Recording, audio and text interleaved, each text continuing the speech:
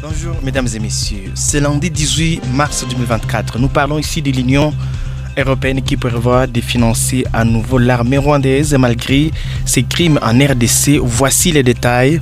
Ici, nous parlons, selon les récentes révélations du média belge Le Soir, l'Union européenne envisage de débloquer une nouvelle somme de 20 millions d'euros en faveur de l'armée rwandaise déployée au Mozambique. Cette décision, opérée à travers le mécanisme de la Facilité européenne pour la paix, suscite une vive controverse au regard des antécédents controversés de l'armée rwandaise.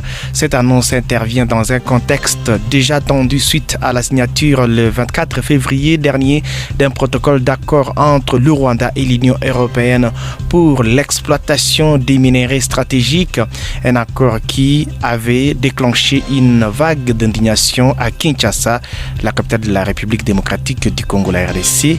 D'après les informations rapportées par les périodiques Afrique Intelligence, l'Union européenne se prépare à octroyer une seconde enveloppe financière de 20 millions d'euros destinée aux forces armées rwandaises, une somme qui transiterait par les biais de la Facilité européenne pour la paix. L'objectif affiché de cette initiative, soutenue notamment par la France, serait de fournir un soutien financier aux opérations menées par l'armée rwandaise dans le district mozambicain de Palma et de Cabo Delgado. Ces régions sont le théâtre d'une insécurité croissante marquée par les attaques terroristes perpétrées par les groupes armés.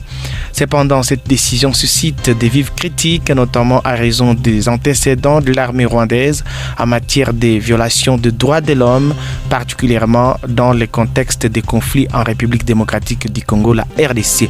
Des voix s'élèvent pour dénoncer le soutien financier de l'Union européenne à une force militaire accusée de crimes graves dans la région de Grand Lac.